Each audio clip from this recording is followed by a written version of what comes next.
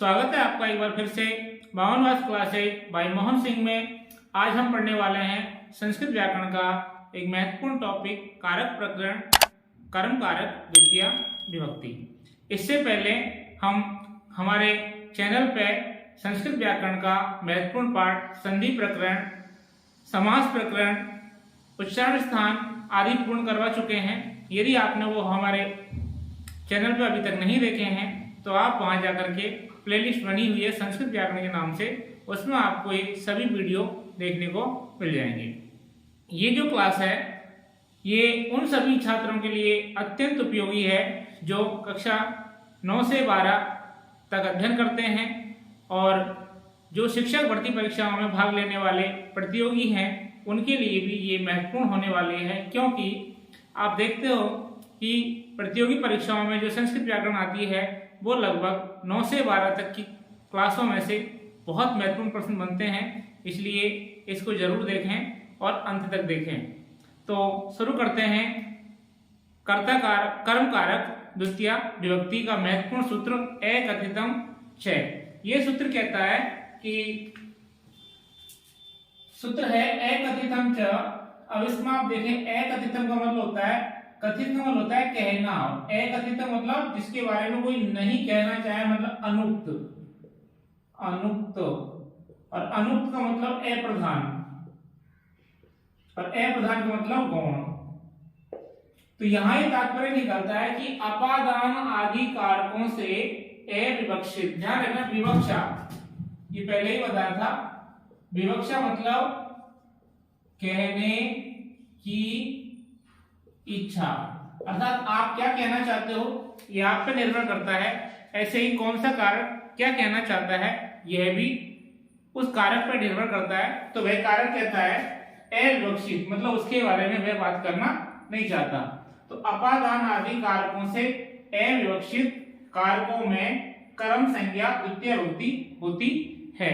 अर्थात आप सीधे सीधे ये समझ लें कि जो हमारे कारक हैं अपादान, करण, संप्रदान, अधिकरण आदि, ये सभी कारक मान लीजिए कोई इनके कार्य क्षेत्र में आ रहा है, इनके नियमों में आ रहा है, लेकिन ये इनके बारे में बात नहीं करना चाहें तो फिर बाद में एकथितम के सूत्र कहता है कि उनके बारे में तुम बात नहीं करोगे तो हम बात करेंगे। सीधा सीधा ये समझ सकते हैं कि किसी व्यक्ति ने, जो उसका बेटा है, वो अपने बेटे को घर से बाहर निकाल दिया और वैसे उसका उस बच्चे का उसी घर में रहने का अधिकार था, लेकिन उस पिता ने उसको घर से बाहर निकाल दिया।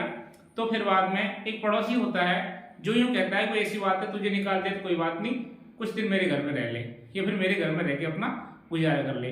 ठीक वही काम एकथितम के सूत्र कहता है कि जिन कारकों को अपादान आदि कारकों ने अपने क्षेत्र से अविवक्षित कर दिया है, अविवक्षित मतलब उनको उनके बारे में उन्होंने कहने की इच्छा नहीं की या उनके बारे में उन्होंने बात नहीं की, वो सभी कारक अनुक्त कहलाए और उन सब में फिर बाद में कर्म संज्ञा द्वितीय विभक्ति एकथितम सूत्र से होती है। अगला है इसी में कि संस्कृत में इस प्रकार के 16 द्विकर्मक धातु होते हैं। कि भाई हमने पूछा भाई कितने हैं ये, तो उसने कहा भाई ये 16 धातु हैं। और 16 धातु कैसे हैं, ध्यान रखना, द्विकर्मक, द्विकर्मक अर्थात जिनमें 2 कर्म है। अब वो 2 कर्म वाले 16 धातु कौन कौन से हैं वो आपको यहाँ पर एक कायदा के माध्यम से समझा रहे हैं। दुह याच, इसका है दुही यच पच दंड रुधि प्रच्छी ची ब्रू सात जी मत मुशाम कर्म युक्त सात अकथितम च नी ही कृष्ण वहाम। तो ये कहता है ये 16 धातु है दुह याच पच दंड रुधि प्रच्छ ची ब्रू शास जी मत मुशाम, मुशा मतलब मुश, और है नी ह्री कृष और वह। ये कुल 16 धातु हैं। पहली लाइन में आपके 12 धातु कवर हो जाते हैं और दूसरी लाइन में ये 4, इस प्रकार से 16 धातु होते हैं। अब आप जानेंगे दुह, ये याच, यहां से याच, पच, दंड, रुध, प्रच्छ, ची, ब्रू, शास, जी, मत, मुश, नी, री, कृष, वह। ये 16 धातुएं हैं जिनके प्रयोग करने पर हर वाक्य में 2 कर्म आएंगे उन दो कर्मों में दो प्रकार के कर्म होंगे, एक कर्म होगा प्रधान कर्म और एक कर्म होगा अप्रधान कर्म। तो ये जो 16 धातुएं हैं इनमें दो प्रकार के कर्म होते हैं, प्रधान कर्म और अप्रधान कर्म। जैसा कि आपको हमने कर्म में बताया कि जो प्रधान कर्म होता है उस प्रधान कर्म में द्वितीय व्यक्ति कर्म संज्ञा द्वितीय व्यक्ति उसी सूत्र से हो जाती है जो सूत्र हमने पहले पढ़ा, कर्तुरीप्सित तमम कर्म, अर्थात कर्ता क्रिया के द्वारा जिसको सर्वाधिक चाहता है, सबसे अधिक चाहता है, उसकी कर्म संज्ञा होती है। तत्पश्चात कर्मणि द्वितीय सूत्र से उसमें द्वितीय व्यक्ति होती है। लेकिन मुख्य कर्म की बात तो वो कर देता है, लेकिन अप्रधान और जो गौण कर्म है उसके बारे में ये चर्चा करता है ये सूत्र अकथितम च। यहाँ अकथितम च सूत्र से अप्रधान या गौण कर्म में द्वितीय विभक्ति होती है। अकथितम च सूत्र से अप्रधान या गौण कर्म में द्वितीय विभक्ति होती है। जैसे आप एग्जांपल के तौर पर समझें, ये जो आपके 16 धातुएं हैं उन 16 धातुओं में से हम पहला धातु लें दूह। दूह का मतलब होता है दूहना, दूध निकालना, दूध। तो वो कहता है स गाम दोग्धी पय। आपको बताया जाता है कर्ता को पहचानने का एक तो सूत्र हमने बताया आपको, कर्तुरीप्सित तमम कर्म है कि कर्ता क्रिया के द्वारा जिसको सबसे अधिक रूप से चाहता है वह कर्म है। और दूसरा ये बताया जाता है कि वही क्रिया जो है, क्रिया के आगे क्या लगा के पूछ लो, पढ़ता है क्या पढ़ता है, खाता है क्या खाता है। तो ऐसे कि क्या का आपको अवसर मिल रहा है तो वही कर्म है। जैसे मान लीजिए ये है दोग्धी, मतलब दोग्धी में कौन सा धातु है, दूह धातु, जो कौन सा है द्विकर्मक है। द्विकर्मक है इसमें दो कर्म है। दो कर्म कौन से, एक तो गांव और एक पय। अब आपसे पूछे वो क्या दूता है तो उत्तर आएगा दूध। क्या दूता है, दूध। अर्थात कर्ता को क्या चाहिए, दूध चाहिए। भैंस से आए या बकरी से आए या गाय से आए उससे इसका कोई तात्पर्य नहीं है। तो दूह दूहता है, पय मतलब दूध। तो ये कहता है ये जो पय है ये प्रधान कर्म है और प्रधान कर्म में जो द्वितीय व्यक्ति है वो उसी सूत्र से हो जाती है, कर्तुरीप्सित तमम कर्म से। अब बात आती है अप्रधान की। अप्रधान कर्म कौन सा है, गौण कर्म कौन सा है, गांव। तो गांव में वैसे इसका हिंदी अर्थ आप देखो, वह गाय से दूध दूहता है। गाय से दूध दूहता है। अब गाय से दूध अलग हो रहा, तो यहाँ पर गाय से, जैसे हमने कारक पढ़े कर्ता में कर्म को कर्ण से संप्रदान के लिए अपादान से अलग में कौन सी व्यक्ति होगी, यहाँ पे अपादान कारक होना चाहिए। कौन सा कारक, अपादान कारक होना चाहिए। लेकिन अपादान कारक है इसके बारे में बात करना नहीं चाहता, मतलब अविवक्षित अपादान कारक इसके बारे में बात नहीं करना चाहता, अर्थात ये इसको अपने में नहीं रखना चाहता। तो अपादान कारक ने इसको अपने से बाहर निकाल दिया।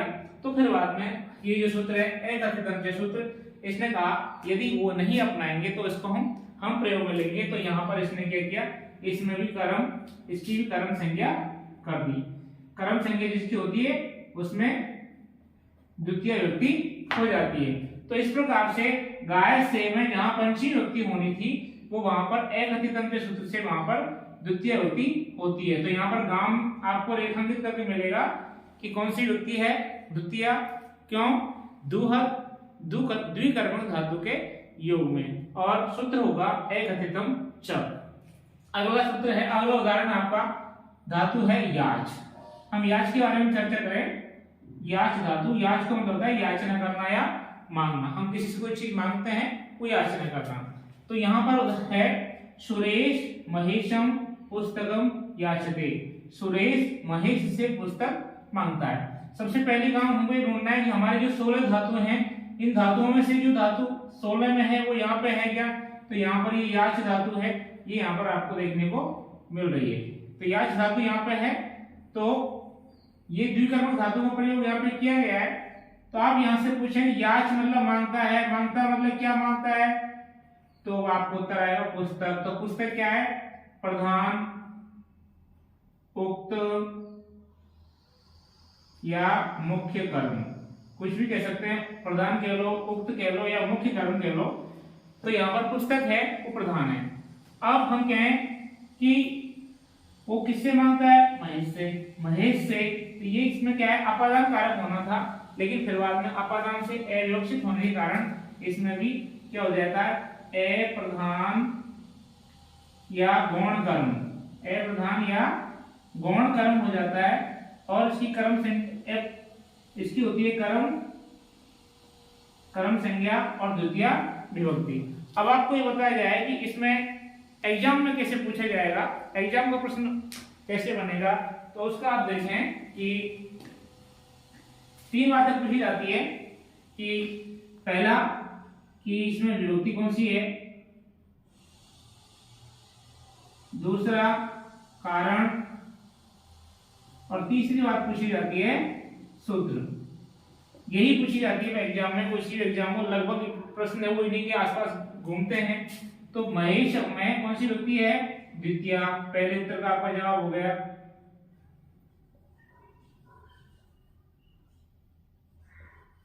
द्वितीय। फिर उसने पूछा भाई कारण क्या है कि यहाँ द्वितीय विभक्ति हुई, तो हम बताएंगे याच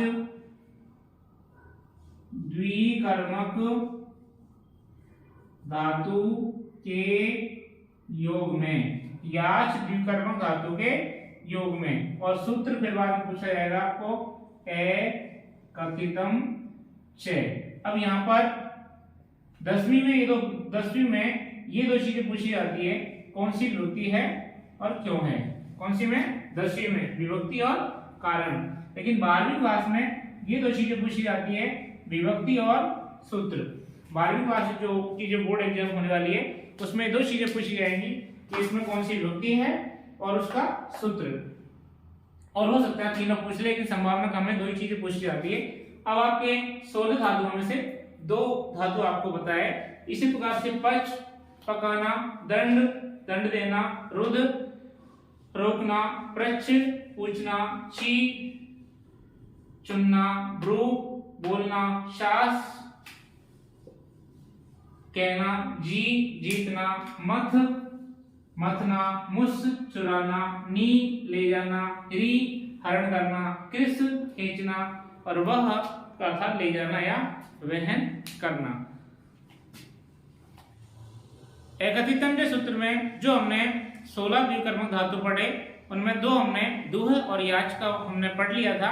उसके बाद हम पढ़ रहे हैं और बाकी जो शेष हैं उनमें ये है पांच के तंडुलान ओदनम पचती, पच धातु। तो यहाँ पर क्या पकाता है वो, ओदनम भात पकाता है। यहाँ तंडुलान गौण कर्म है और ओदनम मुख्य कर्म है। और एकथितम के सूत्र से तंडुलान में द्वितीय विभक्ति होती है, ओदनम मुख्य कर्म। फिर राजा गर्गान शतम दंडयति, राजा गर्गों को 100 रुपए का दंड देता है। उनमें से दंड धातु है। अब आप देखो राजा को दंड लगाना है तो राजा को सिर्फ 100 रुपए चाहिए। वो दंड या गर्गों से आए या किसी और व्यक्ति से आए उससे उसका कोई मतलब नहीं है। तो यहाँ पर गर्गान यहाँ अपादान कारक था लेकिन अविवक्षित था, इसलिए यहाँ पर गर्गान क्या हो गया, गौण कर्म। से माणवकम पंथानम पृच्छति, वह माणवक से रास्ता पूछता है। तो प्रच्छ धातु है, प्रच्छ धातु के योग में क्या पूछता है, रास्ता। तो रास्ता क्या हो गया, मुख्य कर्म। तो गौण कर्म हो गया माणवकम। ग्वालय गांव ब्रजम अवरुणद्धि, अवरुणद्धि में कौन सा धातु है, रुद्र। तो रुद्र धातु है, रुद्र मतलब रोकना। क्या रोकता है वो, गाय को रोकता है। तो गाय क्या है, मुख्य कर्म। ब्रजम ब्रज की ओर से रोकता है, तो ब्रजम क्या है, गौण कर्म। तो यहाँ गौण कर्म में द्वितीय विभक्ति। मालाकार है लताम पुष्पम चिनोती, चिनोती में ची धातु है, ची धातु है तो क्या चुनता है वो, पुष्प। तो पुष्प क्या हो गया इसका, मुख्य कर्म। कहां से चुनता है, लता से। यदि मान लीजिए मालाकार को लता की जगह पुष्प माली और जगह से मिल जाती तो वहां से वे स्वीकार कर लेता। तो मुख्य काम है उसका पुष्प, लता मुख्य कर्म नहीं है, गौण कर्म है। ऐसे ही गुरु शिष्यम धर्मम ब्रूते, गुरु धातु है, कहना किसके बारे में, धर्म के बारे में। तो मुख्य कर्म क्या है, धर्म के बारे में कह रहा है। धर्म क्या है, मुख्य कर्म है। तो गौण कर्म कौन सा है, शिष्य। ऐसे ही गुरु शिष्यम धर्मम शास्त्री, इसका मतलब है कहना, शास्त्र धातु है। तो यहाँ पर भी कहता है कोई धर्म क्या है, मुख्य कर्म, और गौण कर्म कौन सा है, शिष्यम।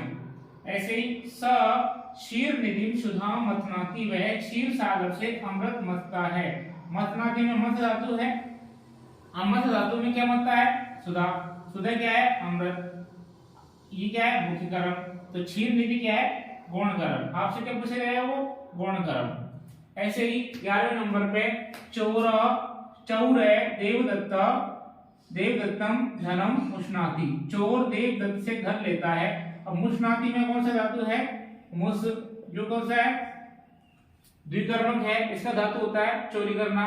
तो यहाँ पर क्या चोरी करता है? वो धन। धन क्या है? मुख्य कर्म। देवदत्त क्या है? गौण कर्म। गौण कर्म की बात कौन सा करता है?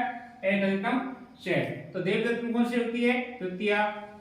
क्यों? अप्रधान कर्म होने के कारण। सूत्र अप्रधान कर्म होने के कारण और मुष धातु के योग में। राजा शत्रु राज्यम जयति, राजा शत्रु के राज्य को जीतता है। जयति में कौन सा धातु है? जी। तो क्या जीतता है? वो राज्य। राज्य क्या है उसका? मुख्य कर्म। तो शत्रु क्या है? गौण कर्म। अब जो 3 ये और है, किससे?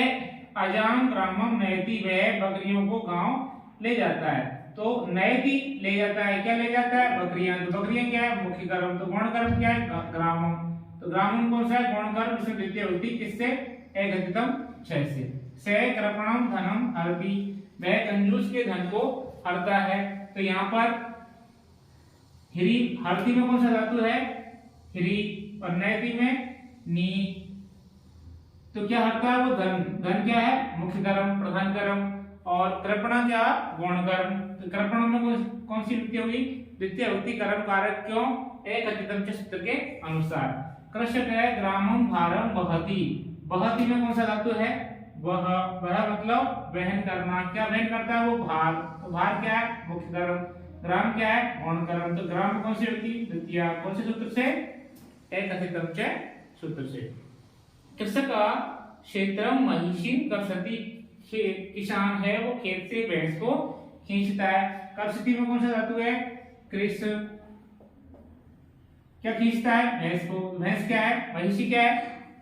प्रधान कर्म। तो क्षेत्र मतलब गौण कर्म। तो ये आपके एक अधिकतम के सूत्र के 16 धातु, द्विकर्म धातु, ये कर्म कारक का सबसे बड़ा सूत्र है। अगला सूत्र है अवित परित समया निक्षा हा प्रतियोगे अपि वा।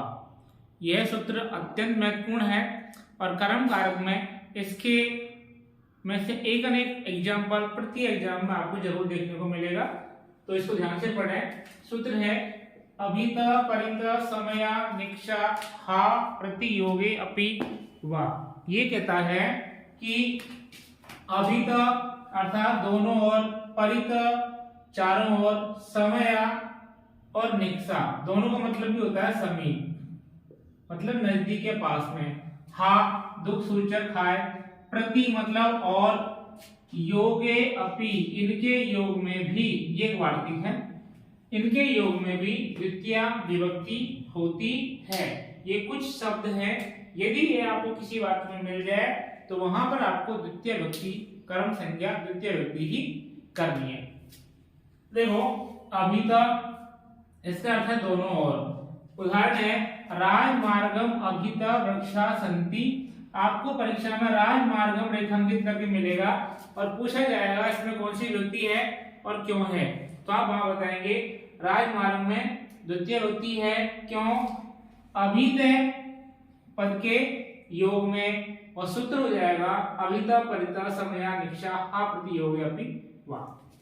अगला है ग्रामम परित, परित परित का अर्थ होता है चारों ओर, ग्रामम परित क्षेत्राणि संति, गांव के चारों ओर क्षेत्र हैं। आपको ग्रामम आपको रेखांकित करके मिलेगा, इसमें कौन सी विभक्ति है? द्वितीय। क्यों? परित के योग में। किसके योग में? परित के योग में। सूत्र यही आपका।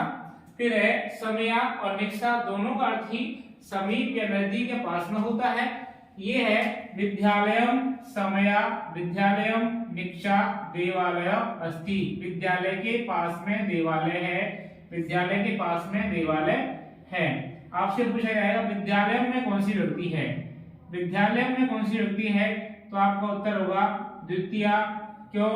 समया के योग में या फिर निक्सा के योग में। यदि वाक्य में समय आए तो समया के योग में, यदि वाक्य में निक्सा आए तो निक्सा के योग में द्वितीय विभक्ति। अब है हा, ये दुख सूचक है। हाय दुर्जनम, हा दुर्जनम। तो यहाँ पर दुर्जनम में कौन सी विभक्ति है? द्वितीया, हा के योग में। अगला है प्रति। ध्यान रखना, ये अक्सर एग्जाम में पूछा जाता है, बहुत सारे एग्जामों में इसके प्रश्न आपको देखने को मिलेंगे। तो प्रति का मतलब होता है और।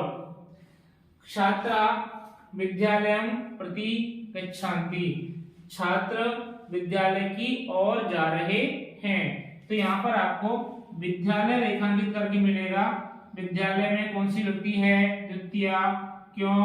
प्रति के योग में। कह रहा हूं प्रति बहुत ही महत्वपूर्ण है, ये प्रति के योग में द्वितीय विभक्ति होती है।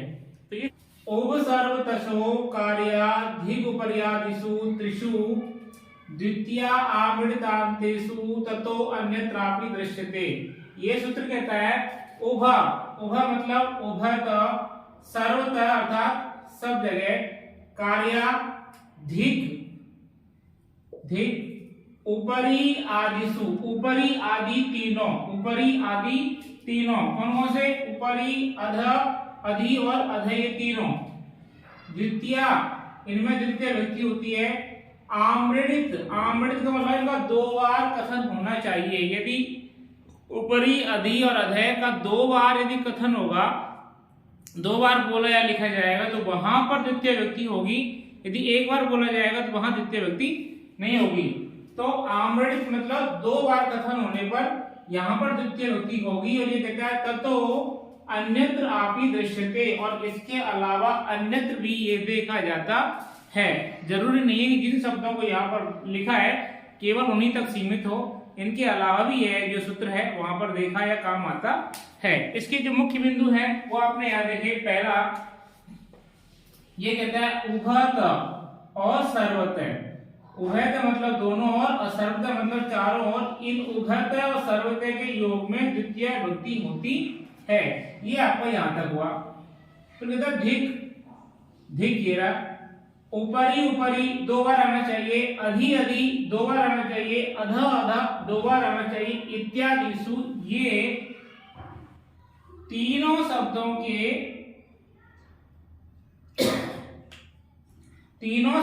के दो बार कथन करने पर द्वितीय विभक्ति होती है। ये जो तीनों शब्द है इनका कथन दो बार होना चाहिए तो द्वितीय विभक्ति होती है।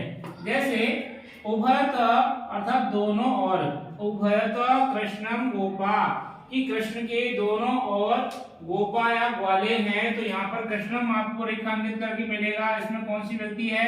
द्वितीया। क्यों? उभरते के योग में। सर्वतः अर्थात चारों ओर, ये सूत्र कहता है कि सर्वतः के योग में द्वितीय विभक्ति। सर्वतः कृष्णम गोपा, कृष्णम में कौन सी विभक्ति है? द्वितीया। क्यों? सर्वतः के योग में। यही बताना है और बाकी आपको सूत्र देखना है। फिर है धिक, धिक अर्थात धिक्कार। धिक दुर्जनम, दुर्जनम में पूछा जाएगा कौन सी विभक्ति है? द्वितीया। क्यों? धिक शब्द के योग में। अब यहाँ पर आप देखिए जो आपको पढ़ाया था, ये तीनों ऊपरी, अधि और अधा, ये दो बार यदि आएंगे तो ही यहाँ पर ध्यान रखना द्वितीय विभक्ति आएगी। यदि एक बार आएगा तो वहां पर द्वितीय विभक्ति नहीं आएगी। ये सूत्र काम नहीं करेगा वहां पर, फिर वो वाक्य के हिसाब से वो चलेगा।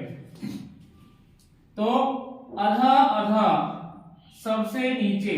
अधा, अधय दो शब्द है। यदि हमने विसर्ग संधि में कर देंगे तो इसका रूप बनेगा अधो, अध। यदि अधो, अधय आ जाए या अधय, अधय आ जाए तो आपको घबराना नहीं है, दोनों एक ही शब्द है। यहाँ इसकी संधि कर दी है, यहाँ पर इसका विच्छेद है।